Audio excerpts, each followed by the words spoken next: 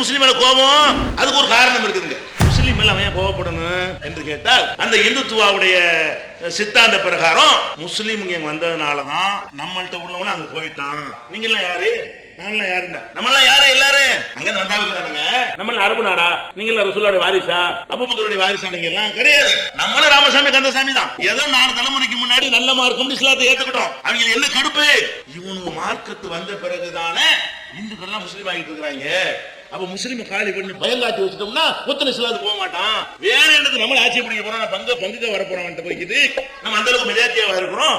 முஸ்லீம்கள் ஒரு பயத்தை வச்சுட்டோம்னு சொன்னா அந்த மார்க்கத்தை வருவானா? அடே முஸ்லீம் சாந்திராதே, குண்டு வைக்கிறவங்க பயங்கரவாதி, அளவு வந்து அடிச்சு கொண்டு விடுவாங்க, எதுக்கு அவங்க போய் சேர்ற அப்படிங்கிற மாதிரி ஒரு சித்திரத்தை உண்டாக்கினால் நம்ம மதத்திலிருந்து வேற மதத்துக்கு போக மாட்டாங்க. அதுக்கு என்ன வேண்டாலும் செய்வோம். எங்க கோயிலே நாங்க இடிப்போம், முஸ்லீம் மேல பழிய போடுவோம், எங்க தலைவரை நாங்க கொல்லுவோம், முஸ்லீம் மேல பழிய போடுவோம் என்கிற மாதிரியான ஒரு சித்தாந்தத்தை இந்த கோட்சையை வைத்து என்ன செய்யறான்? இந்த சங் பரிவார கண்டுபிடிச்சிருக்கான். நான் கேட்கிறேன், இவங்களுடைய சித்தாந்தமே இப்படித்தான் என்று தெரியும் பொழுது உனக்கு ஏன் குண்டு வெடிப்புல அவன் மேல சந்தேகம் போக மாட்டேங்குது? முஸ்லீம் நோக்கி மாத்திரம் எல்லா புலனாய்வுத்துறைக்கும் சந்தேகம் திரும்புது. நீ என்ன நினைச்சுக்கிற? இவங்க கோட்சை ஆளுக்க, இவங்க குண்டை வச்சுப்புட்டு கோயில்ல வச்சுப்புட்டு முஸ்லீம் மேல பழி போடுவாங்க. அந்த மாதிரியான கேரக்டர் உள்ளவங்கன்னு உனக்கு விளங்கணுமா இல்லையா? அதுல இருந்து அரசாங்கம் பாடம் படிக்கல. மதுரையில மீனாட்சி அம்மன் கோயில குண்டு வெடிக்குது. குண்டும் கூட கிடையாது, சும்மா ஒரு பாட்டில மண்ணை ஊத்தி எரிஞ்சிருக்கு, பெட்ரோல் குண்டு பேர் வச்சுட்டாங்க.